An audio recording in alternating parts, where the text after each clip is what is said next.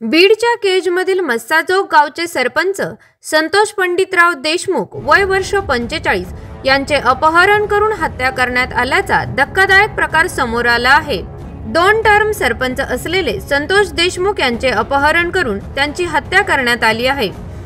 राष्ट्रवादी शरद पवार पक्षाचे खासदार बजरंग सोनवणे यांनी घटनेचा निषेध केला असून ते उद्या 10 डिसेंबर रोजी लोकसभेत हा मुद्दा मांडणार असल्याची माहिती आहे। ते संतोष देशमुख यांच्या हत्या प्रकरणात संताप व्यक्त केला आहे। संतोष देशमुख यांच्या पश्चात आई, वडील, भाऊ, पत्नी, मुलगा आणि मुलगी असा परिवार आहे। संतोष देशमुख यांच्या राजकीय कारकिर्दीविषयी सांगायचे झाल्यास ते 2012 ते 2017 या कालावधीत उपसरपंच, 2017 ते 2022 या कालावधीत सरपंच आणि 2022 ते आजपर्यंत सरपंच म्हणून काम करत होते।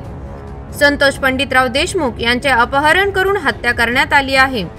दुपारी 3 वाजता देशमुखांचे अपहरण करण्यात आले होते आणि 6 वाजता त्यांचा मृत्यू झाला।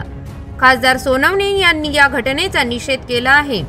या प्रकरणात एसपींना अनेकदा फोन केला होता, परंतु त्यांनी फोन उचलला नसल्याचा आरोप सोनवणे यांनी केला आहे। यामागे राजकीय व्यक्तीचा हात दिसून येत आहे। पोलिसांनी चौकशी करून तत्काळ आरोपीवर कारवाई करायला हवी, यासाठी हा मुद्दा उद्या संसदेत मांडणार असल्याचे त्यांनी सांगितले।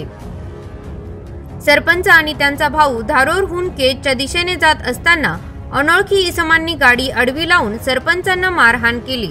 त्यानंतर त्यांचे अपहरण करण्यात आले। दरम्यान या घटनेनंतर सरपंच संतोष देशमुख यांचा मृतदेह आढळून आला।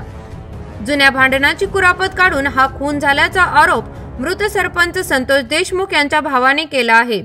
सरपंचाचे भाऊ शिवराज देशमुख यांच्या फिर्यादीवरून केज पोलीस ठाण्यात 6 जणांविरोधात गुन्हा नोंदवण्यात आला आहे।